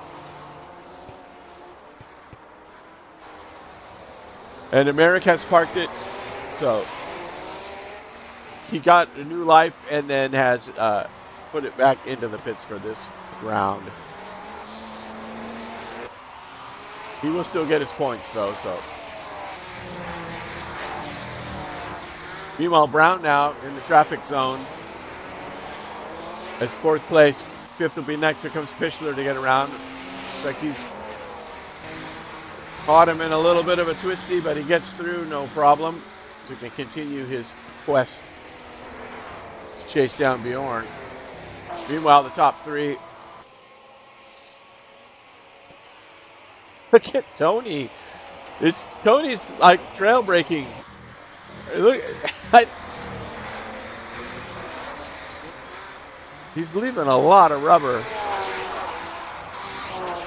Look at this. Oh, it's just going insane. He was just sideways. Lars has got to be watching this going. It's just a matter of time because Tony is on a pipe wire. Just so much on the edge that it could cost him at any second. As they start yet another lap with 12 minutes. Bounding through the chicane with Westy in tow. Just waiting like a shark in the water. He's got an overlap. He's got an overlap coming He's out got the first section of turns. But not quite. Well, Tony positioned himself pretty good there. And that brings Westy into the fray. Westy's now taking a look, but has put a tire off in the grass. That was the closest attempt yet by Lars. Get into Tony's head for sure. Wait, Tony's throwing that car around. He is just... He's all in at this point. I'm thinking for these drivers as well, you don't want to show your hand too early. Or you don't want to show your hand at all until you make that move, because as soon as you show your hand, then the driver in front knows where you're going to be passing or knows where you're going to have an attempt. So Lars is really pushing, and I'm thinking he's probably trying to force Tony into a mistake. Tony's drifting Absolutely. around these corners. In other news, Bjorn must have had an incident because Pichler is under a second behind him. I don't dare tear away from this attempt at the lead, though, but not too far behind them. Pichler challenging for 4th. It's just 0.3 behind. We'll get a quick look at him. So here's this battle, and then we'll get back to Westy here challenging. This looks like Tony is getting a little bit of a break while Westy puts the pressure on Lars. Gives Tony a breather. 10 minutes. Oh my goodness, look at these guys. These are 820 kilogram carts. That's what it looks like. They're driving now. They are just... The way these guys are throwing these things around. I mean, I'd hate to be in Lars's position because he's got to think about attack. And he's also got to think about defense as well. So if he goes through an attack, then he's going to be vulnerable. So he's got to plan his strategy out, where he's going to pass. He's able to squeeze a little bit out in the first sector, and we know that he's quick onto the back straight. But Tony is leaving black lines absolutely everywhere. Yeah, I'm telling you, man, he is throwing it all in right now with under 10 minutes. There's no conserving of anything at this point in time. Maybe your nerves. Maybe we should have full course yellows every single race. Yes. Meanwhile, at the tail end, Costas and Jacob Smythe. Smythe is making a challenge as we get back to the lead here. Oh, we've got traffic. We've got Simon Barnes playing the pick. Luckily, they caught him in a great place there on the straight. That could have been dicey. Very good luck. I don't know about you, but I breathed in when they were passing on the straight there. It was very quick, the difference in speed. Uh-oh, the 11th place car of Simon Barnes has had an off. There he is. He's getting back. Okay, so that was during all that passing. He was just like, get me out of the way. Salvitier, holy smokes. That rear cam, there we go. Yeah, it does look like Wisty has dropped back by about 3 or 4 seconds, so that traffic didn't work out for Westy. He Nope. must have caught them in a really awkward place, and now the top two are free to fight amongst themselves. Hitting the 8-minute mark.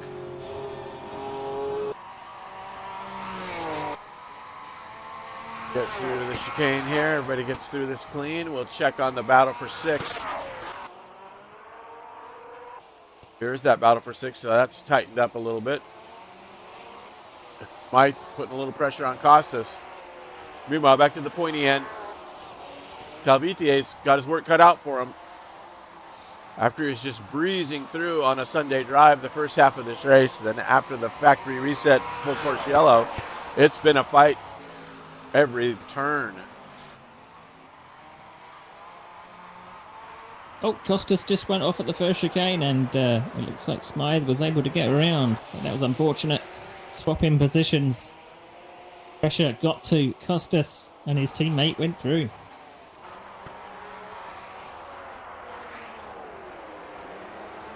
Meanwhile, Pichler in 5th. Apparently, he has been pushing extremely hard. He's got that gap is now almost 2 seconds when he had it down to 0.03.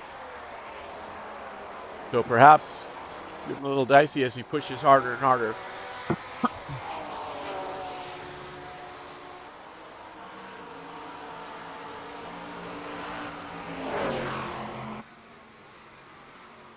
As Hagman takes a look, he's able to close in on that tail end of Sector 2, right into Sector 3. Come through the big S's here.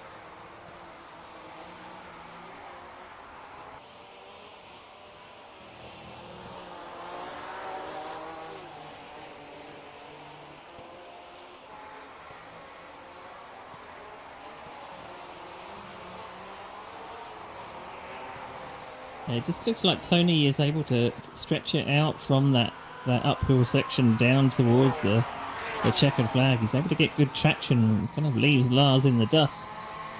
So I think Lars is probably trying to think out the box a little bit. He's backing off the limiter coming up to the chicane. He's got to be very careful with how much he does that. I can imagine a barbecue may happen, but Yes. He's closed up on in the first sector, but it's the second and third sector that are particularly it is the place to pass, I think, but he's just got to find an overlap.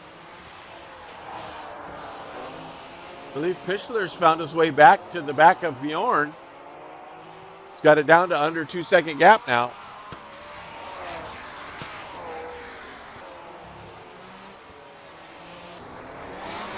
Oh, look at this, Tony. Just getting sideways in lead. Now, Tony is pretty much, his setups are, he's really good at setups for his own driving style. So I'm wondering, because I don't see Lars leaving the rubber that Tony does. Tony's smoking. I wonder if he's got a different caster or camber angle than some of the other drivers, because Tony's just smoking those rears on everything that's not a straight.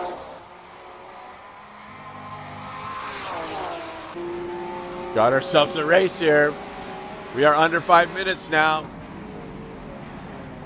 At 2 minutes a lap, we are about 3 minutes away, 3 laps away, I would believe. So just about in Sector 3 now of current lap. We're throwing lap numbers out the window as we had the restart, so it's all down to time now.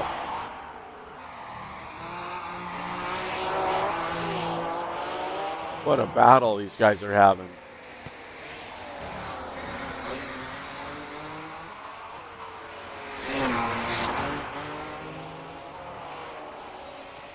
Battle of the grounded wings. These cars are just one giant wing.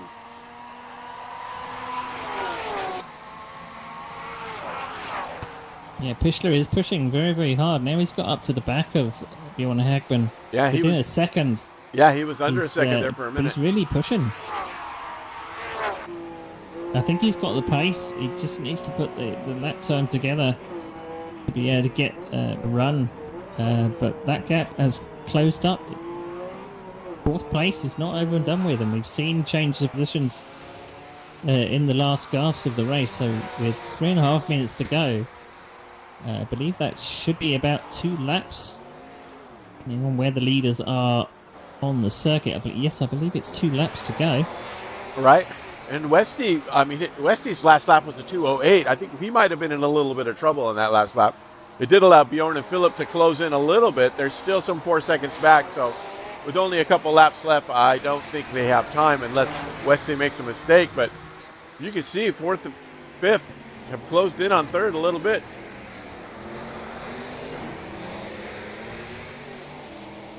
Some 4 seconds back. Well, Westy's 11 seconds back at 2nd place. As they're getting through Vandergeest. This is it. We are at 2 minutes 40. It'll be this lap and one more, I believe.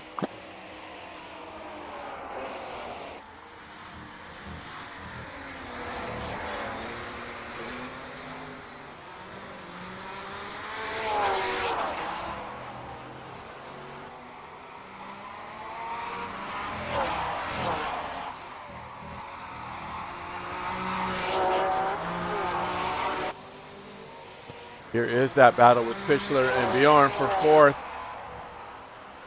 This is last chance to dance for Pichler. If he's going to make a move, it's going to have to be in the next 2 minutes. We are at 2-minute warning.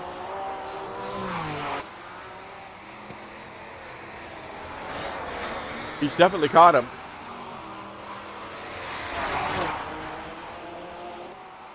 Westy's now getting through the 10th place car of Vandergeest just ahead of these two. They got through as these two will be catching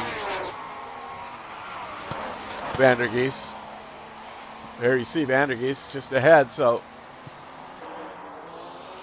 Yeah, it looks like Tony may have saved a little bit in reserve. He's been able to pull out 1.5 seconds from Lars in 2nd, so I wonder if he was just being a little bit cagey and then for the last couple of laps pumping in some good times. Yeah, you can see that gap. 2:05s. But the battle is in for 4th and 5th with Bjorn Hagman and Philip Pichler. Yeah, Tony seems to be stretching his leg there. It's 1.6 is the gap now. You can see him ahead there on that bend of the track.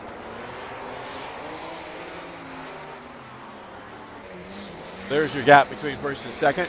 Still one false move away from changing positions as they get through. Oh, is he going to get to the corner in time? And he does. As Phil Brown gets out of the way nicely. Yeah, this is the last time up back straight for these guys, and it does look like Tony has been able to push a little bit more in these final 2 laps. I think he's just out of reach. So with 30 seconds left through the 3rd sector. Yeah. Will they be able to cross the line? Is go one more lap? Maybe. I don't think so. It depends. This is the slower section here, but we're down to 15, 14. I don't think they're going to make it to the line. This is going to be it.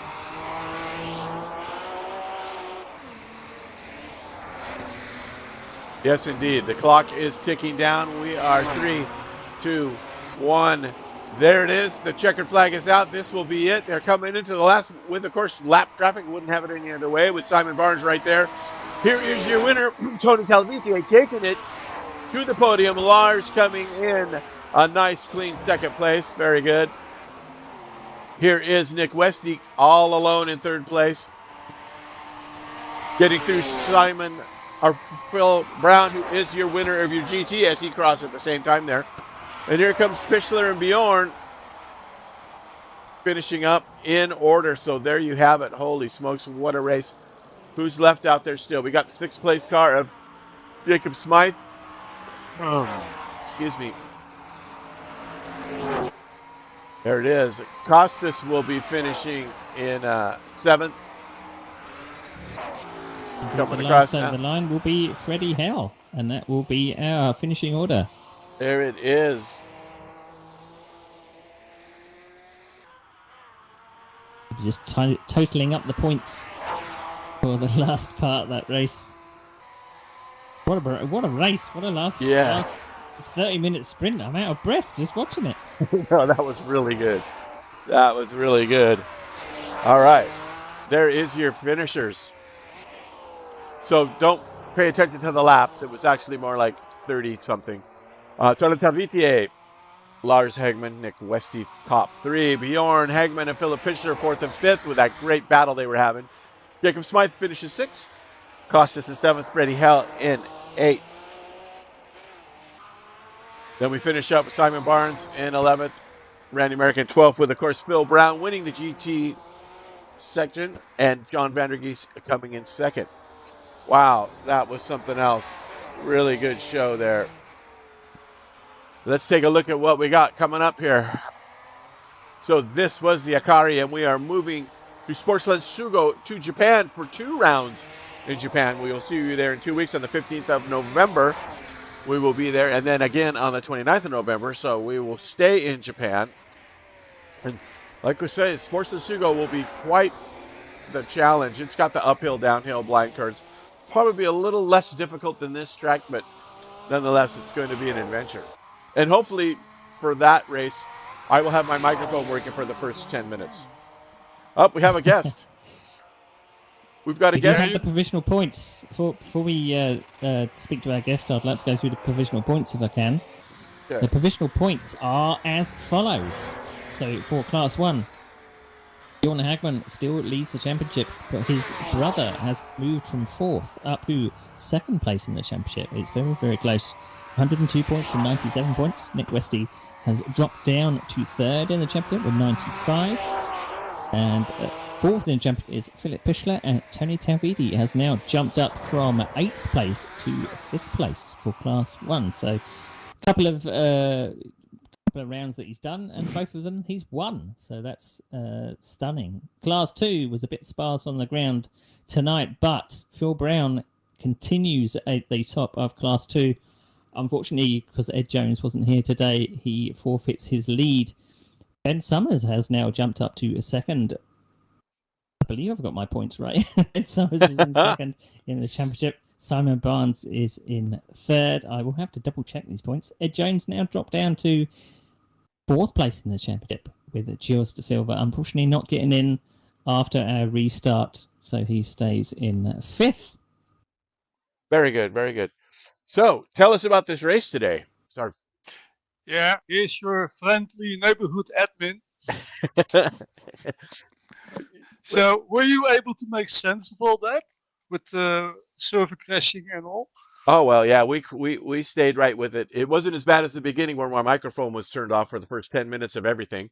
So the whole Woody was talking to himself and answering questions that were just sounding random, I'm sure. But we got it all sorted out, and so it's only fitting that the server had a crash, and we just went with the flow. We had it down. We listened to some music. We showed some pictures. You had it all together. Okay. Very good job getting it back together, John, and it was really very exciting. The end, the 30-minute sprint at the end was really fun. It's too bad you lost it there. You really had the pressure, and yeah, we saw what happened. Oh, yeah. I think it would have been more entertaining for Phil as well if I hadn't crashed and I was on his tail, because it's more entertaining when you have a fight. Don't you agree? Oh, yeah. So if you're just cruising around with a 17 seconds lead, well, that tends to get a bit boring. Don't you agree, Phil? This was your first time in Class 2 for this season, John. How was the Shelby Cobra? Well, I picked the Shelby Cobra because it only has 4 gears, and it's very economical of fuel, and also because I had longer gears, the tires weren't wearing down so much. So the tire wear was good, and that's why I picked the Cobra, because it was tight on the maximum fuel capacity for the GT is 52 liters, and I was just a few tenths over. And with pushing, so I made a setup that I could push with and save fuel and save tires. So that was the plan. And when Phil spun out after 30 minutes and I took the lead, I was a bit surprised, but not ungrateful. So it was a real shame that the server crashed before. I think Phil had a little bit more overspeed than me, and he would have catched me, and then it would have been a lot of fun, him trying to take back first place. So that's my review. Yeah, that's because this track is like in a dose of insanity. What a challenge for the drivers, man. What an insane track this was. Don't you know? Yeah. So we figured there's something happened to you as a child that you were so vindictive to pick this track for everyone. It But was an adventure, wasn't it? it was really exciting. It was really good. And then now Yeah. next round in Sugo, a similar kind of layout with uphill, downhill, some crazy turns, a little more straights as Neil was pointing out. We're gonna have a little bit more opportunities, but man, this was really a thriller. It's too bad we had the technical difficulties, not just the server side, but we also, my mic somehow was going to full volume to no volume. It's just like I got it sorted in the end, but yeah, it's unfortunate we missed the beginning. Well, this wasn't so straightforward a track, was it? Yeah, it was a challenge. Yeah. The whole thing was like under a Halloween curse, I think. So all the rest. Yeah. Well, I hope we don't crash at what's it called, the next round? Sugo, because with all the stuff for resetting the server and so on, I lost a little focus. That's why I crashed out. Yeah. It was a shame. No, you did a really good job. That's not easy to do under pressure. Yeah. Especially without.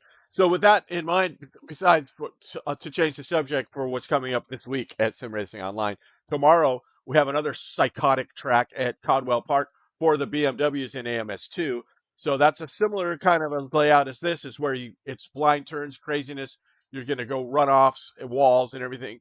And then Wednesday, we are racing LMU GT3s at Spa in the rain. So it starts out after a complete downpour. The track will be saturated, and then should be drying out. And that Do you want me to get Tony? And that was. Do you want me to get Tony and Lars? They're downstairs. If he comes in, sure, bring him in. We'd like to talk to the winner. Okay. We have some questions. Left your channel.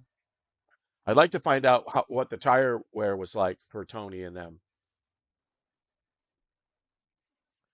Yeah, it seems as well that we're going to have as you say, Sugo is going to be very similar. I know it from experience that it is an up down. It does have a big long straight, but the last 3 rounds of this championship are Tony and Lars. Very good. Traditional endurance circuits. Yes. So welcome, Tony and Lars. Yeah, we have the first and second place of the Porsche class. So tell us, guys, what the heck? How was this car? It was sideways. We saw rubber going everywhere. How were your tires holding up? Give us a review here. Yeah, you go on, Lars. Yeah, it was a shame that the crash happened. Would have been a really nice tire fight. And after the crash, the last 30 minutes, it was clear that you can go all in with the tires, and I couldn't catch Tony. There was one chance where we go too wide on turn 4 or 5, I guess, but it was too dangerous. And in the end, Tony was okay. It was some great racing there in that the 30-minute segment at the end really made it exciting for us watching and broadcasting the race. And we were wondering, because Tony was like, were you trail braking? Your tire, your left rear was just leaving marks and smoking like everything that wasn't a straight. Yeah, we were just talking about this with Lars. He had almost 10% more tires at 30 minutes when the crash happened. So he was a really strong contender till the end. But and he catch me on sectors 1, 2. But as you probably saw, the third sector is kind of a rally corner. So yes. I went all in the third sector and did it like Scandinavian flick or whatever it's called. Yeah. No, Scandinavian flick. We were actually commenting on that there was nothing holding you guys back in that segment. You guys were all in, and it was balls to the walls. Let's go, It also depended where you caught it also depended where you caught the GT cars, because there were sometimes where you caught them in sector 1 or sector 3. And it was really unfortunate, and you wanted to catch them down that back straight, if you can call it a straight. But it was where you caught these guys, and I think Nick must have caught one of the GT cars at a really awkward place, and that meant that you two just went off into the distance. So it was very entertaining to watch, I must say. Very fun, yeah. It was great fun. Indeed, it was really good. I recognized Tony's skin So whenever I saw him in my mirror, I immediately jumped to the side to let him through. Yeah, Yes, because I have crashed Gilles out, but not you yet. So No, knock on wood. yeah, but it was really hard after restart. Track was green, and it was really hard to get back into the Yeah. flow. So I was struggling the last part. The rubber was gone, wasn't it? Yeah, Yeah, it was tough. I So felt do it. you guys have any preference of the tracks that are coming up? Because there are some quite well known tracks. Two in Japan, and we're heading to Belgium for the last round. Well, I'm looking forward to what's it called, Sugo, because it's a similar kind of strategy game with the traffic and all. I hope there are plenty of GTs for those guys to hinder them, and for strategic driving. And I would like to see how Lars and Tony will cope with all the traffic at Sugo. right. How about you, Tony? Have you got any preference? No, I don't. I haven't even checked the tracks because I might be working. Who knows? But big thanks to Lars because I knew I was safe if I don't do a mistake. So he's such a gentleman on track like his brother. Yeah. Yeah, it was very good. Lars and all of you guys in that top, really, really good driving. There were some really intense battles behind you guys for 5th and 6th place. Philip Pichler really made his way from the back of the field all the way up. He was challenging for 4th place at the end. He almost caught him. A couple more laps, he might have had him. But it was some really good stuff all the way through the field. It was good racing, you guys. Yeah, thanks for participating. And thank you, broadcast. Cool. Thanks for the broadcast, and see you next time. John. Yeah. We had when I joined the server, we had a feedback that why the fuck I'm changing the skin again and even the number is wrong. Well, we did. We tried not to do the curse, the commentator's curse, because usually the last couple of races, John Vandergeest will talk about him and then he crashes. So we were very careful about that, and we did start talking about it, but we bit our tongues a little bit. We didn't want to send anybody. Thank you. Yes. Appreciate it. Yes, indeed. All right. Well, lads, it was really entertaining, and really looking forward to the next couple of rounds here in Japan, and then the follow-up in Spa. That should be something special too. Yeah. So, I mean, that's it here from us here at Sim Racing Online. I hope you guys, anybody that stuck with us that long, I'm sorry, but we've had a great time, and we hope to see you again on the next one. And that's it for us. We are out of here. Thanks to the drivers. Thanks to Woody for the awesome commentating, and we will see you next time. Okay. Thank Bye, you. guys. Thanks. See you later. Bye-bye. User disconnected from